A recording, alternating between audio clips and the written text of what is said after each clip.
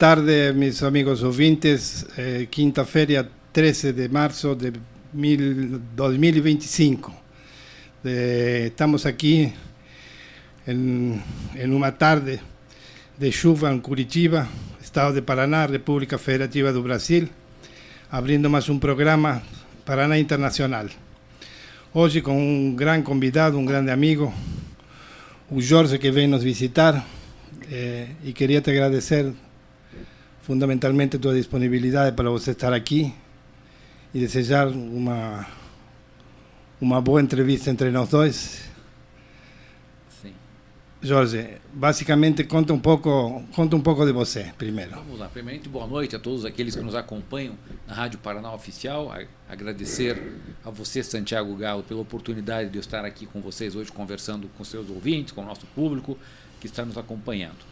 Pois bem, contar um pouco então do Jorge Augusto Calado Afonso, chamado mais de Jorge Calado. Uma vez um jornalista colocou isso numa matéria para abreviar o meu nome e ficou o nome. Eu nunca mais consegui me descolar do Jorge Calado.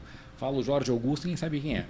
Mas enfim, na realidade eu sou formado em Biologia. Nasceu em Curitiba? Nasci em Curitiba, formado em Biologia, com mestrado na área de Gestão Urbana e sempre atuei muito na área pública e na área acadêmica também. Lecionei em universidade por aproximadamente 20 e poucos anos, 25 anos. Que universidade? Foi na Universidade Espírita do Paraná e Tuiuti à época, né? Sim. No início lá. Tive várias atuações, tanto no governo estadual quanto federal, muito na área do meio ambiente. E nos últimos anos eu estou atuando na área das instituições de ciência e tecnologia, como foi a nossa passagem pela presidência do Parque Tecnológico Itaipu, hoje Itaipu Parktec. Sim. Tive esse privilégio de estar lá servindo nas nossas fronteiras, Brasil, Paraguai e Argentina. Você sabe que eu fui gerente lá do Parque Tecnológico de Itaipu? Imagino, por isso que deu certo. Não, imagina, deu certo por ter presidente como você, não? Era a época do Sotuio. É a época de Sotuio. Sotuio, meu amigo, Sotuio está... Nos encontramos há um tempo atrás num evento lá na Itaipu, na inauguração da nova estrada do Parque Tecnológico. A atual gestão teve assim a elegância, né, de chamar os ex-presidentes para acompanhar a inauguração. Isso às vezes é muito raro, né, na questão pública. Aí, após o PTI, o Parque Tecnológico, fui presidir o nosso TecPar, o Instituto Tecnológico do Paraná, onde desenvolvemos várias frentes. E nesse momento eu estou à frente do IPARDES, que é o Instituto Paranaense de Desenvolvimento Econômico e Social, um instituto já de 52 anos, e nós temos um desafio muito sério de sermos aqui no Paraná um híbrido de IPEA com IBGE. Opa! Esse é o nosso desafio. Então, nós trabalhamos diariamente, o tempo todo, né, observando todas as questões sociais, econômicas, ambientais do Estado, com qual objetivo? De subsidiar a formulação das políticas públicas, monitorar também, que muitas vezes alguns rumos precisam ser corrigidos. Sim, senhor. Então, essa é a nossa função. E também, muitas vezes, o setor produtivo do Estado, o setor privado, as empresas, indústrias, tudo mais, se pautam muito por dados do IPARDES para suas atividades. Então, é um instituto que fornece conhecimento. Eu digo conhecimento por quê? Porque nós trabalhamos as informações, os dados, para que cheguem na forma de conhecimento daqueles que nos acompanham, que nos solicitam. Quantos anos tem o IPAR? 52 anos. 52 anos. 52 anos. Um dos únicos institutos de pesquisa do país que tem essa longevidade.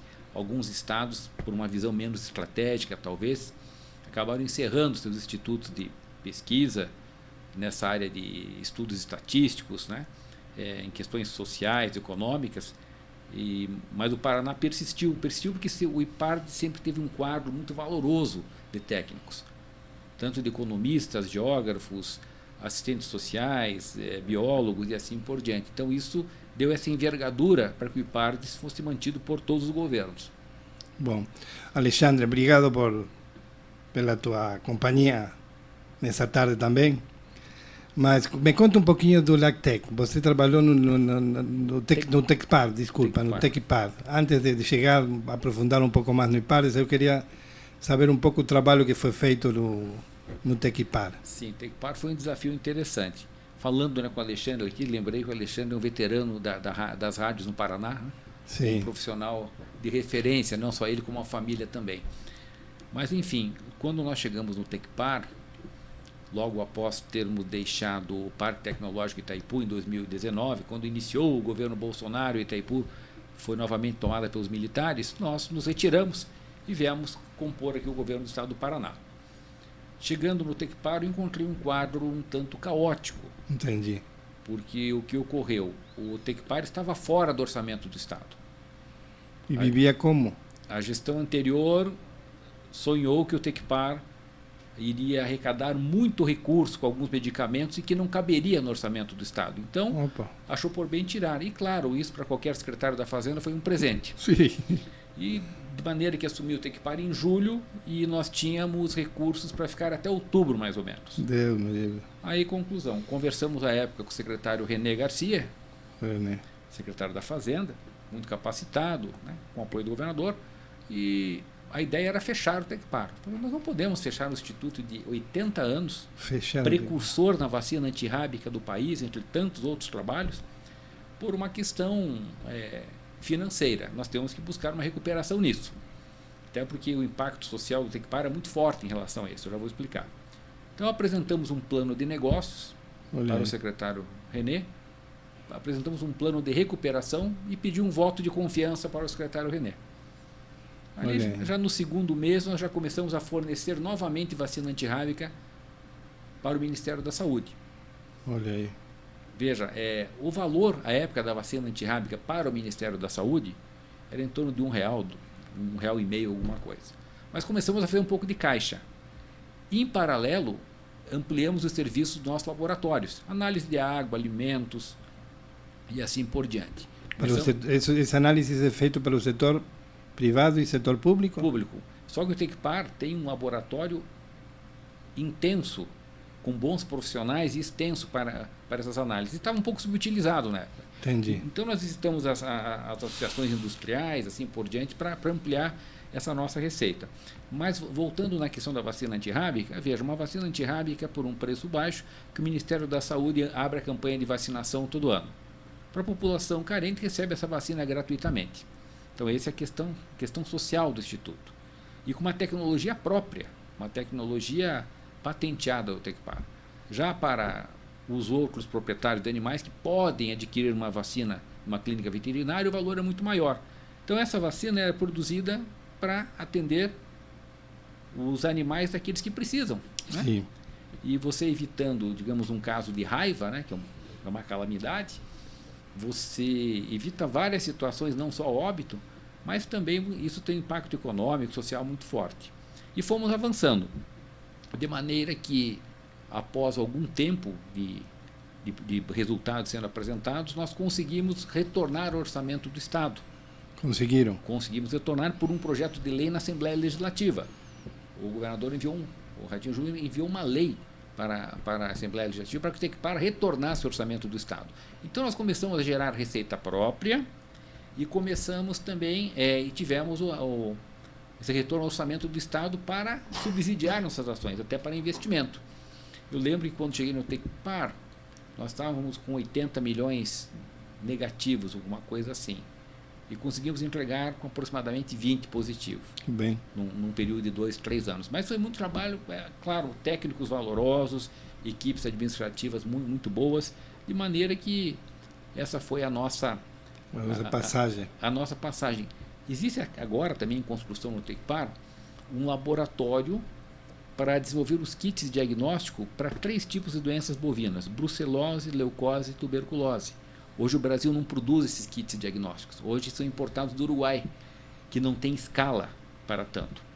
Então, hoje, com recurso do Fundo de Ciência e Tecnologia do Paraná, o Tecpar está construindo essa planta de produção. Possivelmente daqui a um ano comece a operar, mas foi iniciada na nossa gestão. Quando eu falo na nossa gestão, eu falo que não fiz mais que a minha obrigação. Né? Existem aquelas pessoas que passaram por alguns cargos públicos. Olha, essa ponte eu fiz. Estava lá para fazer, né? Era obrigação, né? Recebeu para isso, né? Época. Então, iniciamos lá. E uma outra situação também que foi importante, nós abrimos a conversação no Paraná no uso sobre a cannabis medicinal. Ah, é? Sim, abrimos o edital com algumas empresas para que começasse a produzir no Tecpar o canabidiol, né, para usos em controle de algumas doenças, como epilepsia e assim por diante. Fizemos uma boa parceria com o Uruguai. O Uruguai é muito avançado, né, nesse sentido, e no Uruguai encontramos muitos brasileiros trabalhando nessa área, porque o Brasil, a regulação da época não deixava. Havia um preconceito com o uso do canabidiol, sim, como se fosse para uso recreativo, né? Era uso medicinal diretamente. Então, estou lembrando de alguns projetos que nós fizemos e seguimos em frente. Esse projeto de cannabis continua funcionando? Continua. Claro que existe uma via sacra regulatória no país, né? Você tem que fazer os testes, você tem que aprovar, você passa na Anvisa. Então, para colocar um novo medicamento na prateleira, sempre é um período mais longo, mas tem que ter um começo. E isso ajudou, então, a transferência de tecnologia com o Uruguai? Foi valioso essa parte de cooperação internacional? Muito valiosa a parceria. Com a região de Canelones, entre outras regiões, encontramos muitas propriedades brasileiros com cultivo para fins medicinais, encontramos laboratórios de brasileiros. Isso foi assim algo bastante importante para a época. E reforçamos também o Paraná Orgânico, que é a certificação de produtos orgânicos no estado do Paraná. Um trabalho brilhante. O Tecpar certifica e continua certificando. Eu me sentia muito lisonjeado assim quando eu ia lá na propriedade rural entregar um certificado de orgânico para um produtor de mel, para um apicultor. Que nós acompanhamos todo aquele esforço, né, para chegar à certificação e, claro, ganhar novos mercados, novas fronteiras. Conta um pouco então agora sobre o IPARDES, que o IPARDES, além disso, tem vários produtos, tem uma revista, tem os indicadores, os próprios indicadores. Nós temos ali várias missões, e uma das missões que nós recebemos quando chegamos no IPARDES, o IPARDES era considerado como a casa dos números. E a nossa missão é passar por extenso esses números, para que as pessoas entendam o que significa aquele número. Claro. Desde a dona de casa, quando recebe o nosso índice de preços regionais, que nós mensalmente publicamos. Mensalmente. Até o grande empresário, quando ele pretende instalar uma nova indústria, para ver quais são as tendências do Estado, quando vem um grupo internacional. Então, nós temos uma gama muito grande de atendimento. Então, um exemplo, né, falando agora do nosso IPR, o Índice de Preços Regionais, sim, onde nós estamos operando até o momento em 6 municípios com 30 produtos. Estamos ampliando agora para 9 regiões e 90 produtos. Nossa Senhora. Isso é um trabalho que nós estamos... Quantos funcionários tem hoje o IPARDES? Hoje nós temos em torno de 40 funcionários e pelo novo concurso chegando mais 29. Bom, aumenta um pouco mais. Né? Aumenta um pouco mais, claro. Nós temos o nosso pessoal que está se aposentando também, né? É muito comum acontecer isso nessa época da vida. Mas a turma nova que vai chegando, vai substituindo, vai fazendo essa interação com quem está saindo, até para ter uma transferência de conhecimento quando possível. Tem uma revista trimestral também? Sim, nós temos a nossa RPD, Revista Paranaense de Desenvolvimento, que é uma revista que tem uma análise de vários pontos do Estado. É uma revista aberta, né, artigos para vários pesquisadores. E temos a Análise Conjuntural, que é uma revista dos técnicos do IPARDES. Esses documentos são gratuitos? Sim. Eles podem ser obtidos de que forma? Eles estão no site do IPARDES. Até já fica o convite a todos, né, para visitarem o site do IPARDES, ipardes.pr.gov.br. E lá pode baixar os documentos sem nenhum custo? Sem custo algum. Pode baixar todas as nossas revistas, todos os nossos relatórios. Nós temos uma base de dados de aproximadamente 15 milhões de dados, que chama-se BD Web. BD Web. Essa base de dados, nós sempre falamos com as organizações que muitas vezes não se sabe onde buscar nessa ampla maioria de dados. Então, nós podemos atender de forma especial, customizada. Por exemplo, hoje eu estive na FACEAP. FACEAP, nós temos de cooperação com a FACEAP, com a FEComércio, né, com várias instituições. E muitas vezes eles nos demandam alguns estudos específicos. E o IPARDES realiza, sem problema algum. Como acontece também para os municípios, para o governo. É interessante, o planejamento plurianual do Estado, ele passou por uma evolução que agora ele vem acompanhado de indicadores. Porque era muito fácil antes você planejar e não marcar uma meta, né? Lembrando que meta é objetivo quantificado. Então vamos fazer 40 estradas. E tudo bem, hoje tem que saber aonde, para quem, quando e quanto custa e de onde vem. E o IPARDES acompanha a execução do planejamento plurianual do Estado. Acompanha, nós monitoramos, nós somos ligados à Secretaria do Planejamento e fazemos esse acompanhamento. Como acontece também com o Banco Mundial. Os contratos do Banco Mundial com o Paraná, o IPARDES atua como IVA, como agência verificadora independente. Nós fazemos avaliação das entregas e dos pareceres. Então o IPARDES tem uma atuação internacional também? Temos uma atuação internacional, junto ao Banco Mundial e outras instituições. Então, mediante os pareceres do IPARDES, o Banco Mundial faz os repasses para o Estado, faz os desembolsos. Então, por exemplo, uma política na área de saúde pública, com recurso do Banco Mundial, estava previsto 4 hospitais, nós temos que verificar se houve a construção, o que ocorreu, se estão em operação, para que o Banco Mundial possa fazer o repasse para o Estado. Então nós temos essa responsabilidade muito grande. É uma grande responsabilidade, não? Grande. É certificadora, como se fosse uma certificadora. Como se fosse, e ao mesmo tempo eu diria que é um privilégio, né? Ter essa confiança do Banco Mundial como agência de verificação independente. Se fala com uma simplicidade, mas é uma responsabilidade grande. Imensa. E é um orgulho muito grande que o Paraná possa ter uma instituição como o IPARDES. Eu acho que o próprio povo paranaense não tem noção da importância que tem o IPARDES. Não faz muita propaganda, vamos chamar assim. Trabalha muito em silêncio, não? Geralmente os nossos dados são utilizados pelas secretarias de Estado, por programas de governo. Aparece lá, às vezes, no rodapé, fonte e partes. Por isso, Santiago, espaços como esse que você está nos concedendo essa noite são muito importantes, que nós podemos divulgar o que nós fazemos para a população. Tem um boletim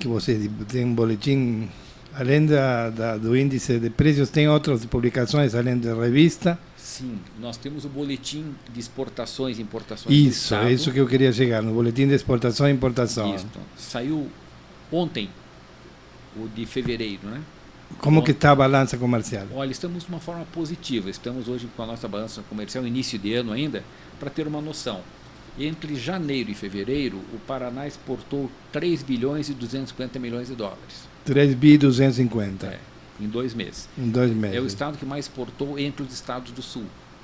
Os estados do Código Sul, vamos chamar assim. Sim, é o estado que mais exportou. Interessante, desses 3 bilhões e 200 milhões de dólares, 2 bilhões em alimentos. Industrializados. Industrializados e natura também. Natura também.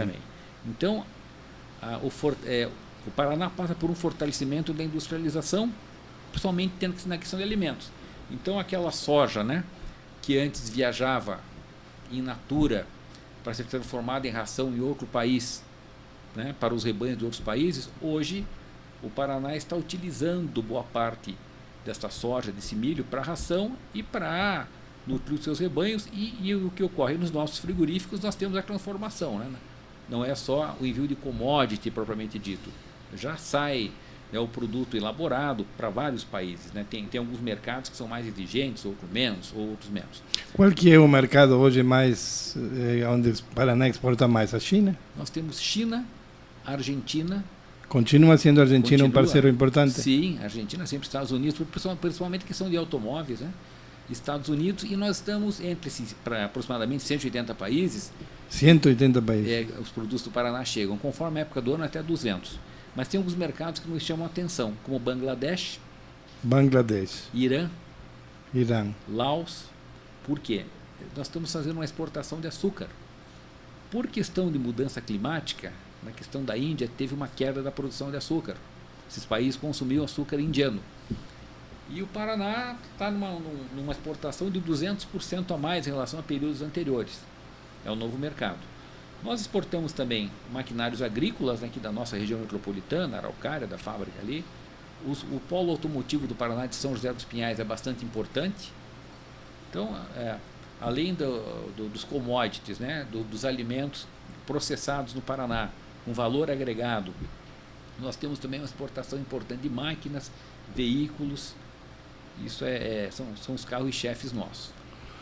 O Paraná tem uma propaganda agora muito interessante, como se posiciona como um supermercado do mundo. Isso é consequência das exportações? Sim, por exemplo, ano de 2024, nós exportamos aproximadamente 23 bilhões de dólares. De exportação? De exportação. E de importação? Importação ficamos em torno de 18 bilhões, alguma coisa. Superavitário, então. Superavitário. Mas veja, desses 23 bilhões de dólares, em torno de 17 bilhões alimentos. Nossa Senhora. É muito expressivo. E com a melhoria do porto de Paranaguá, né, para escoamento, o porto está ampliado, ele está um porto mais dinâmico, isso também auxilia muito nos índices de exportação do Estado. Então ocorre uma modernização por parte da indústria, que tem buscado tecnologia, inovação, sustentabilidade, porque isso agrega valor a seus produtos. Existe também essa melhoria que vem acontecendo gradativamente no estado de infraestrutura para o escoamento da produção. Existe uma preocupação por parte da classe empresarial sobre a sustentabilidade e o cumprimento dos objetivos do desenvolvimento sustentável? Sim. Veja, por quê? Porque passa a ser uma barreira internacional. Não tarifária. Não tarifária, mas veja, mas agrega muito valor. Né, por exemplo, antes, né, a questão, né, que você acompanhou bem, a questão dos ODS e assim por diante, era algo mais filosófico à época, ela tinha um caráter mais educativo. Hoje tem um peso comercial. Tem. Hoje existe a rastreabilidade do produto. Então, conforme a origem, se foi de uma área de desmatamento ilegal, esse é um problema.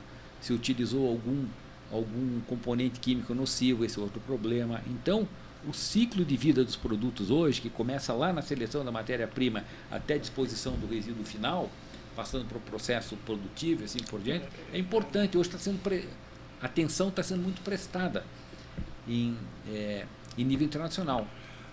Quando você fala de rastreabilidade, para a pessoa que não compreende o término no seu aspecto conceitual, o que seria rastrear um produto? É você acompanhar desde a sua origem, né, como ele é feito. Existem hoje dispositivos para isso. Existem? Existe, por exemplo, desde a área, foi plantada, vamos dar um exemplo, uma soja que foi plantada numa área embargada, ou área de desmatamento ilegal. Ela hoje já não tem chegada ao mercado internacional. Entendi. Porque é importante as certificações, é importante a comprovação da legalidade ambiental, o próprio processo produtivo também. Existem umas manobras interessantes internacionais em relação a isso, né? O Brasil viveu um tempo, né, da questão do mogno, né? O Brasil começou a exportar muito mogno. Uhum. Isso lembro dos meus tempos de IBAMA. Uhum. E o que ocorria? Os Estados Unidos, né,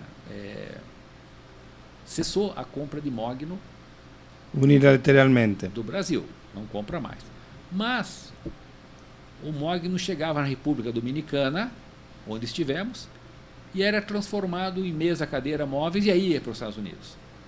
Nossa Senhora. Então, tinha essa triangulação, né? Como dizia a minha mãe, né? Que venham os touros, mas em forma de bife, né? Era mais ou menos assim. Então, mas hoje isso já é mais, a rastreabilidade hoje está muito maior em relação a isso. Então, essas manobras hoje são mais difíceis. Mas, enfim, nós, felizmente, estamos vendo algumas evoluções, né, em relação à inovação, à tecnologia. Está tendo uma verticalização importante da agricultura, né, isso é importante. Nós estamos vendo que a questão de bioinsumos está aumentando muito o uso. O que é um bioinsumo? Um bioinsumo, por exemplo, antes utilizava-se aquele adubo químico, Uhum. nitrogênio, fósforo, etc., potássio, né, assim, que quando colocado em quantidade maior, era vendido muitas vezes para uma quantidade maior do que a necessária. Esse produto ia para o rio e nós sabemos que causava. Hoje tem a questão dos bioinsumos, que, por exemplo, são bactérias que já são adaptadas para fazer, entre aspas, adubação do solo. Alguns fungos, alguns produtos de base biológica para fazer a nutrição do solo e da planta. Olha que interessante. Interessante. Aquela questão do agrotóxico puro, temos ainda, mas já está vindo muito a questão do controle biológico. Isso tudo por quê? Porque agrega valor ao produto fora. Paraná, se fosse um país, seria um grande país. Eu, de verdade, sempre digo que Paraná ele tem o Producto Bruto Interno de Chile sem cobre e o Producto Bruto Interno de Venezuela sem petróleo. Porque é um estado muito rico, com seus 199 mil quilômetros quadrados, com seus 399 299 ou 399 municípios? 399. 399 municípios. 400 quilômetros de fronteiras. 400 quilômetros de fronteira. De fronteira. Então, enfim, é um estado que, claro, é importante acompanhamento, regulação, incentivo e a parceria entre setores produtivos e setor público, né, para que possa viabilizar, para que se crie um bom ambiente de negócio. O setor privado, então, acessa o IPARDES através de suas associações, como a FACIAP, a Associação Comercial, FIEP, FEComércio. Entre tantas outras. Existe essa, nós temos muitos termos de cooperação com essas instituições para ter esse trânsito de dados e de informações. E na área internacional, tem alguma vinculação com algumas instituições do exterior? Vocês têm trabalhado com alguma instituição em especial? Tem algum vínculo? Não diretamente, temos o Banco Mundial, que estamos trabalhando, que é o nosso principal vínculo, né? Existem algumas parcerias em andamento, mas ainda nós temos que calibrar essas parcerias, né, para calibrar os métodos em relação a isso. Porque é uma instituição muito rica e seguramente tem muita metodologia de trabalho. Sim, que pode servir a outros países, não? Sim, por exemplo, o IPARDES tem uma metodologia chamada Matriz Insumo-Produto. Matriz Insumo-Produto. O que é isso? Veja, essa matriz Insumo-Produto permite você avaliar qual é o impacto econômico e social de cada real colocado no empreendimento. Olhei. Nós fizemos um estudo importante, fomos contratados pelo nosso BRDE, nosso Banco Regional de Desenvolvimento do Extremo Sul, e fizemos estudo nos 3 estados. Quanto cada real oferecido como crédito para os produtores resultou em emprego, em PIB, em geração de impostos. Nossa, que interessante, Deus. Fizemos para a Sanepar também. Veja, a movimentação econômica e financeira da Sanepar, quando ela tem uma obra como um reservatório, uma estação de tratamento de água, tratamento de esgoto, nós mensuramos todos os empregos gerados, impostos e assim. A Sanepar hoje é responsável por 1% do PIB do Paraná. 1%. 1%. O nosso PIB ano passado ficou em 670 bilhões, do Brasil foi 11 trilhões, o Paraná sempre tem a 6ª posição no PIB. Então, veja, 1% o que a Sanepar gerou em obra, em compra de equipamento, enfim, terceirizações. É importante isso pela matriz Insumo-Produto. Fizemos também para Investe Paraná. Investe Paraná, isso que eu ia perguntar. Tem relação com o Investe Paraná? Temos, é nossa cliente no bom sentido, né? Uma instituição bastante importante, tem sempre liderado missões internacionais. Sim. Quando de repente você passa a ver, por exemplo, uma fábrica de caminhões como nós temos aí em Ponta Grossa, né? Sim. Tá? Aquilo, missões internacionais. Quando o Paraná começa a vender mais açúcar para o Irã, né, para outros países, resultado de boas missões internacionais. Você é expert nisso, né? Você sabe como funciona. Mas ele tem trabalhado muito bem, o Bequim, não? Tem trabalhado bem. O Bequim, com aquele programa de incentivo à indústria e tantos outros, nós fizemos algumas medições para eles. E os resultados foram muito importantes. No caso da Sanepar, até para os acionistas, né? Para os próprios acionistas? Sim, na Sanepar foi apresentado para os acionistas, isso é importante. Investe Paraná também, até para outras instituições, porque isso resulta numa ampliação de credibilidade. Fizemos também para Fomento Paraná um estudo nesse sentido. Para Fomento também? Também, questão do Banco da Mulher. O Banco da Mulher foi um sucesso. Continua sendo, não? Continua, porque aquele recurso não muito expressivo, mas muda muito a vida das famílias. As pessoas conseguem comprar um equipamento a mais, uma máquina de costura a mais, gerar mais um posto de trabalho, 2 postos. Isso tudo reflete na economia local. Sem as pessoas precisarem vir para os centros maiores, como Curitiba, Londrina, Maringá. Eles têm, eu acho que era até 50 mil, se a memória não me falha, que eles disponibilizavam para a mulher. E tinha muitas mulheres que eu conheci que iniciaram seu empreendimento através da Fomento. Da Fomento. E por sinal, né, tivemos agora em março o Dia da Mulher, tudo mais, o Paraná bateu um recorde em empregabilidade das mulheres, né? Bateu? Estamos com aproximadamente 2 milhões e 667 mil mulheres empregadas com carteira assinada no Estado. Esse número era menor antes, de todo o contingente de trabalho. É um percentual importante, acima de muitos estados da federação. Tem uma preocupação grande com o gênero, então, com a mulher, vamos chamar assim. No IPARDES nós temos um painel, vamos chamar, o pessoal mais requintado chama de BI, né? Mas temos um painel interativo no nosso site sobre as mulheres do Paraná. É importante acessar.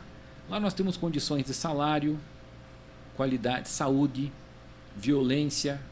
Violência também? Também os casos de feminicídio, assim, por exemplo, de todos os municípios nós temos. Ah, sim? Sim. E temos também uma informação importante sobre a questão eleitoral das mulheres no Paraná. Por exemplo, Guaratuba, quantas mulheres foram candidatas a vereadora, quantas eleitas. Isso nós temos esses painéis. Aonde que pode ser? Isso também está no site? Site do IPARTS. Repite para nós o site novamente. www.iparts.pr.gov.br. É um site bastante completo, então. Completo. Entrar no Google lá, escrever IPARTS, você já vai cair no site. Então, fácil. Fácil, mas nós temos esse painel destinado às mulheres, e a Secretaria da Mulher utiliza muito, né? Fizemos isso numa parceria com a Secretaria da Mulher. Ciro, o trabalho de IPARTS é um trabalho que tem uma capilaridade, vamos chamar assim, muito grande, desde Sanepar, passando pelo BRDE, pela Secretaria de Estado. Sim. Ele subsidia com números e com análises às diferentes secretarias, aos diferentes órgãos do Estado. É assim? Sim, acontece isso diariamente. É como se fosse um prestador de serviço, vamos chamar assim? Sim, seria isso. Uma prestação de serviço oficial, né, para os órgãos. E importante também, que nós estamos aprofundando muito, a questão do monitoramento das políticas públicas, a avaliação. Opa. O Brasil ainda é muito embrionário em avaliação de políticas públicas, porque não tem essa tradição. E nós reestruturamos o Departamento de Avaliação de Políticas Públicas, no IPARTS, o departamento estava um pouco latente, e nós trouxemos vida novamente para esse departamento. Tem metodologia para isso? Com metodologias próprias para isso. Os nossos técnicos participam muitas vezes dos conselhos estaduais de planejamento, né? Colocando metodologias para isso. E nós, pelo Fundo Paraná de Ciência e Tecnologia, nós acessamos um recurso e estamos desenvolvendo alguns projetos específicos de novas metodologias para avaliação de políticas públicas. Uma das questões que a gente trabalhou muito no âmbito das Nações Unidas, quando estava em Bruxelas, era a preocupação sobre monitoramento e avaliação.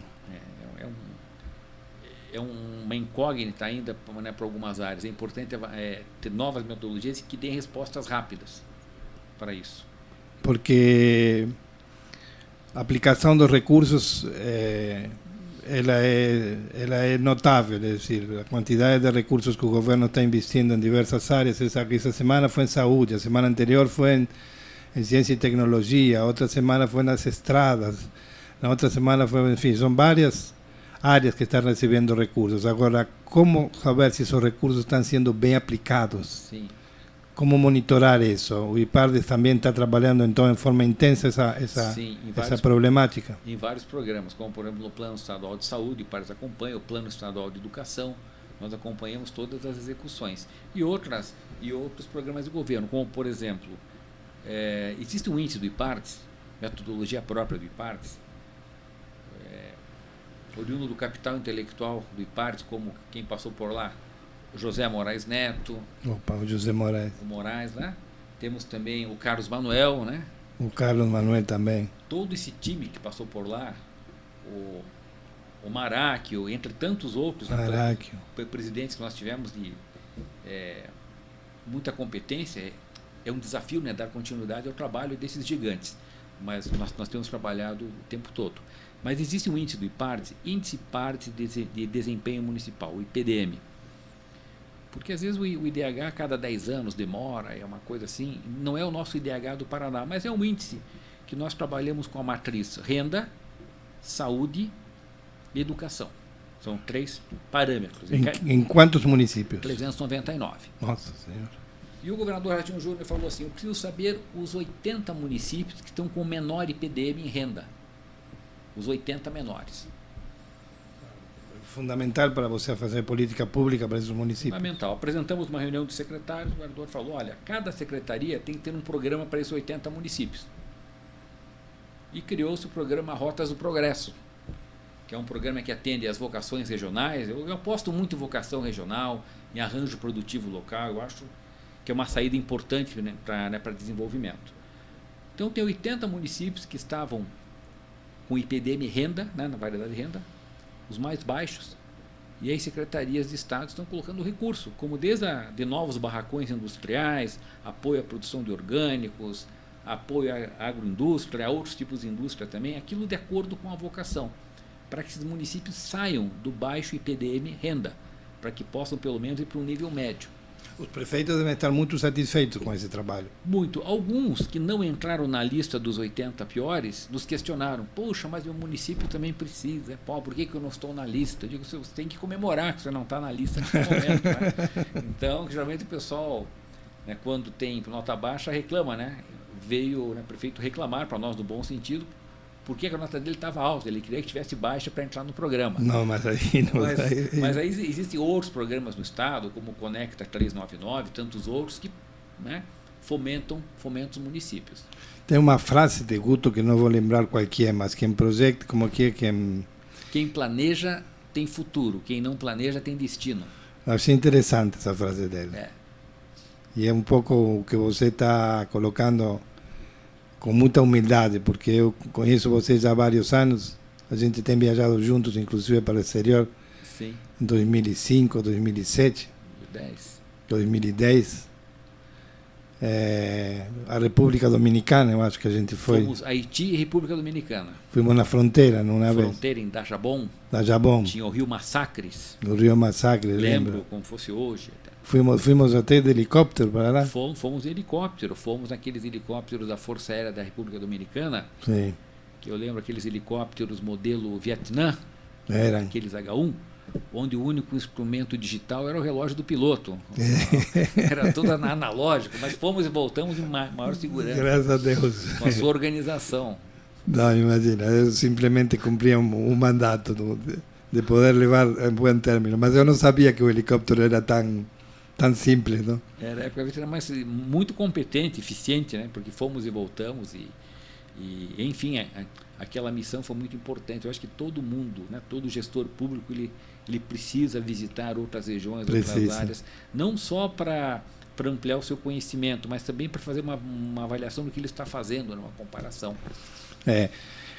Eu te perguntei também se vocês tinham vínculo nessa área internacional, porque eu acho que você fala com muita humildade. Sempre você foi uma pessoa muito humilde, muito tranquila, até para colocar suas expressões, suas ideias e teu trabalho, que você já manifestou durante esse transcurso dessa entrevista da maior qualidade.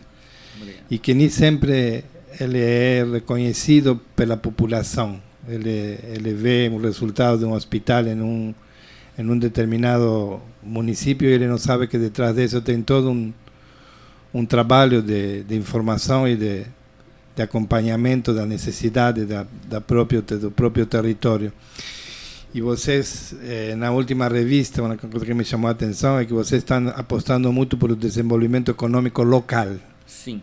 Local, é decir, a regionalização, a desconcentração de grandes investimentos nas grandes cidades e apostar pelo pequeno e pelo médio empresário em pequenos e meios municípios. É assim? Sim. Gerarmos oportunidades no interior do Estado. Veja, nós temos uma projeção de população no Estado em que nós hoje estamos com 11 milhões e 400 mil habitantes, 440 mil habitantes. Alguns municípios ficaram bravos com o censo do IBGE, porque reduziu o número de habitantes em alguns municípios. E, consequentemente, isso reduz a quantidade de recursos que recebem. Mas, enfim, o IPART fez algumas projeções sobre isso. Então, ali pelo mais ou menos 2050, o tempo está passando muito rápido, né? Daqui a pouco estamos lá. Nós vamos ter um boom de população em 2046, vai dar 12 milhões e 500 mil habitantes mais ou menos. Interessante. Por aí, e depois nós vamos começar a ter um declínio. A população envelhece, não? Envelhece. Então nós vamos chegar em 50 mais ou menos, com uma população de 60, 70 mais acima e menos jovens, menos adolescentes. E, consequentemente, algumas áreas geográficas imediatas do Estado, como Guarapuava, como Londrina, por exemplo, começam a ter uma redução de população, porque tem muitos municípios pequenos em volta e pequenas propriedades rurais. Então pode ocorrer um esvaziamento dessa região. Por isso é importante gerar oportunidade, gerar emprego no local, em gerar formação para as pessoas, para que permaneçam montando uma confecção, criando, por exemplo, você pega ali a região de Jabuti, no Norte Pioneiro, região de Baiti, Pinhalão, Tomazinho, as confecções estão vindo com força ali em relação a isso, principalmente jeans, alguma coisa assim. Sai daquela matriz só do café. Existe uma diversificação. Então isso é importante que ocorra no Estado, porque evitar aquilo que ocorre nos grandes centros mundialmente falando, o inchaço, né, dos grandes centros. As pessoas veem, nós temos uma pressão maior sobre o consumo de energia, de água, tratamento de esgoto, lixo, que você conhece bem, né, de resíduos, enfim, ter esse espraiamento da população em todas as áreas do Estado. Mas tem que criar oportunidade. Por exemplo, se hoje você viu um adolescente em Guaraqueçaba, ele não quer mais ficar pescando camarão com o pai, ele pretende trabalhar na construção civil em Paranaguá. Entendi. Porque falta oportunidade, falta um subsídio para ele. Então isso tem que ser criado. Isso se cria com formação, né? Com formação. Trabalham com formação no IPART também? Ainda não. Mas estamos planejando ter uma área de formação, sim, para planejadores municipais. Para secretários de planejamento dos municípios. Sim, porque muitas vezes, né, nós temos um déficit, né, em relação às pessoas que assumem algumas funções, mas a formação não condiz muitas vezes, e a gestão pública ela é muito complexa. Sim. Na gestão pública você não pega em uma gestão, às vezes em duas, né? Muita legislação, muitos procedimentos, então existe essa necessidade. Existe uma escola de gestão pública no governo? Existe, a Escola de Gestão Pública é uma escola exemplar, ligada à Secretaria da Administração. Mas vocês estão pensando mais no gestor do planejamento? Gestores municipais, né? Principalmente questão área de planejamento. Como elaborar projetos, como prestar conta, como identificar lacunas, como desenvolver, como identificar áreas potenciais. Estamos fazendo ali um plano inicial ainda, né? Precisa passar por alguns refinos para isso. Bom. Jorge, nós temos mais 3 minutinhos, apesar de ter começado um pouquinho com atraso pela minha demora no início do programa. Imagina. Eu queria te agradecer. Tinha uma pergunta básica, mas é uma pergunta complexa, mas quizás a gente possa encurtar ela. Os Estados Unidos estão aplicando tarifas contra o Brasil. Isso vai impactar no Paraná? Indiretamente. Por hora está com a questão da tarifa do aço, né? Para isso. O Paraná tem um caminho alternativo interessante, que está utilizando nas suas construções, né? E pode exportar também isso, a madeira engenheirada. Tinha um projeto lá em Cascavel ou em Maringá. Cascavel, Maringá, a Secretaria da Agricultura está utilizando. E começa a exportar isso também, né? Então a questão do aço com 25% é sério, né? Esperamos que isso não passe para a madeira engenheirada. O Paraná sempre buscou alternativas, né, em relação a tarifas, né? Conseguiu fazer isso. Mas esse tarifaço norte-americano, ele deixa vários setores em alerta. Hoje, por exemplo, vi que para os vinhos europeus, 200%. Nossa Senhora. Para a entrada nos Estados Unidos. Talvez ele queira valorizar os vinhos californianos, vamos dizer assim. Não, seguramente, mas isso é uma guerra comercial, nós estamos no meio de uma guerra comercial. Total.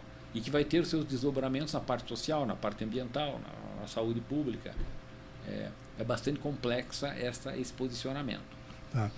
Eu deixo os últimos 3 minutos à disposição de você. Sim. E eu queria te agradecer, mas deixar à disposição de você os últimos 3 minutinhos para você fazer suas últimas considerações. Bom, inicialmente quero agradecer mais uma vez a oportunidade de estar aqui com você, né? nesse programa aqui na Rádio Paraná Oficial, Rádio e TV, né? Tem uma amplitude. O fato de nós podermos apresentar para a população um pouco mais sobre o IPARTS e deixar o IPARTS à disposição da população pelo nosso site e naquilo que se fizer necessário. E permaneço à tua disposição para atualizarmos as questões do Paraná assim que você me chamar sempre. Eu te agradeço muito a possibilidade de estar aqui no programa, falando sobre os diferentes temas que você abordou na entrevista.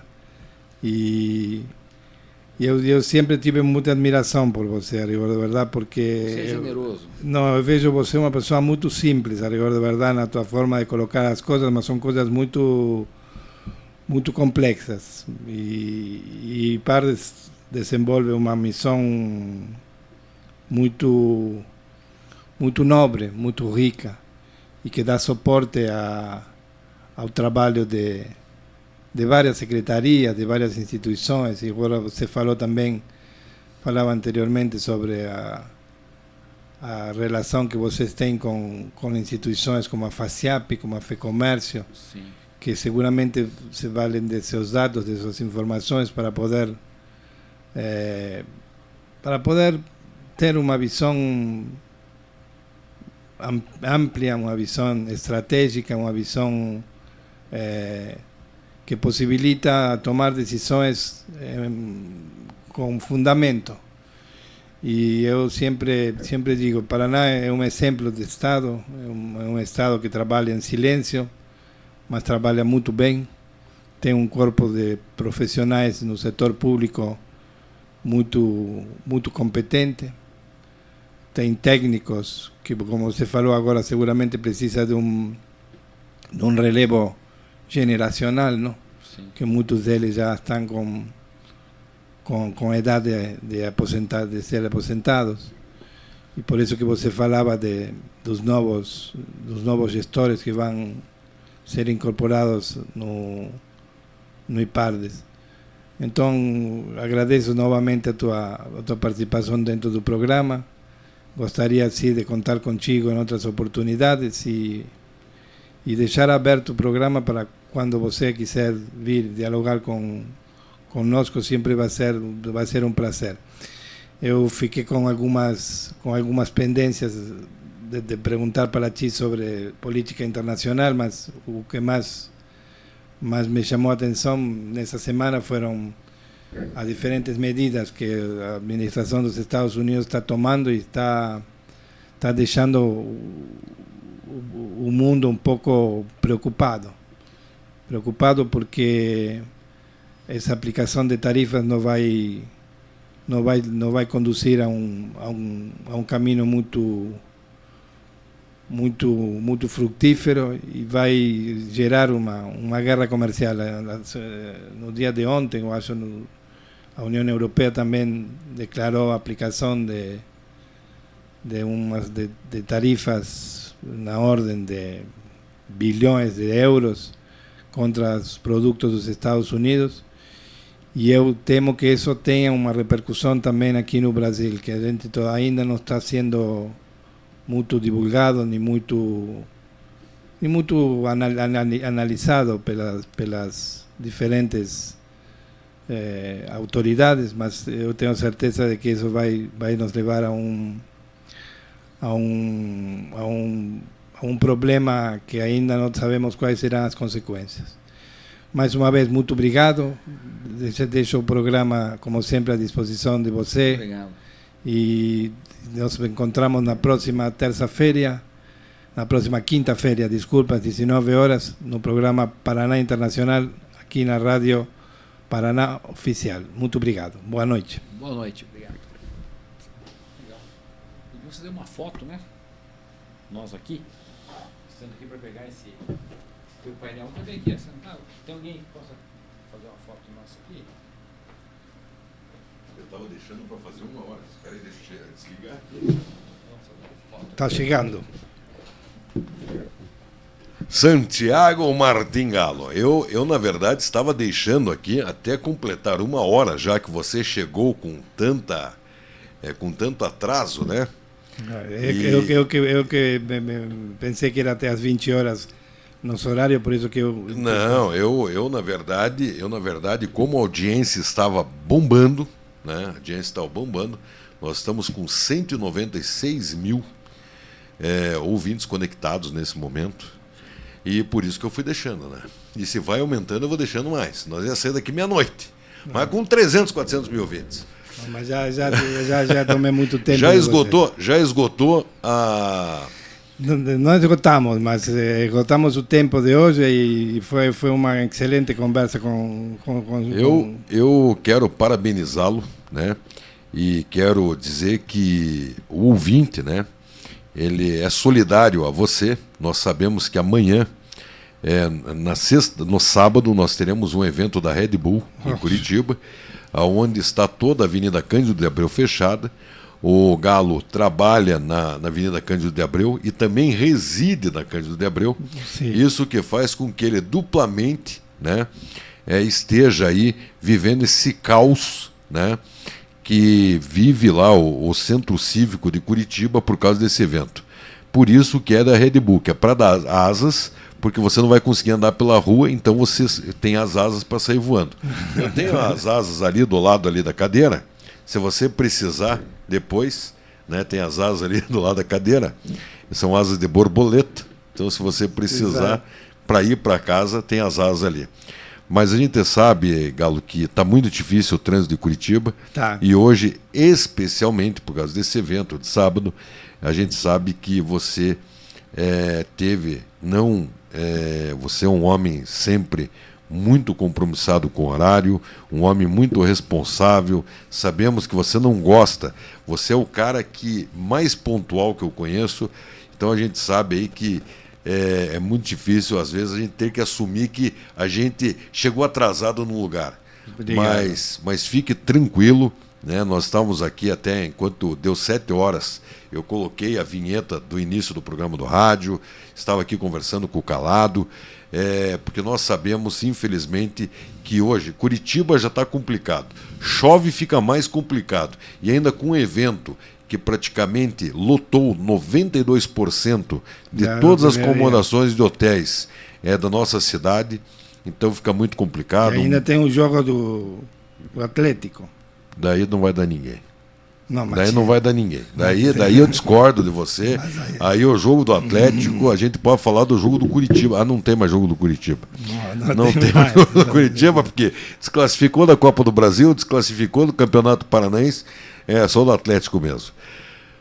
Santiago, muito obrigado por mais esse programa, obrigado por essa audiência maravilhosa, obrigado ao Calado por essa cultura, por esse conteúdo maravilhoso e com certeza, na próxima quinta-feira, Santiago Martim Gádio, ele estará mais uma vez aqui pelos microfones da Rádio Paraná Oficial.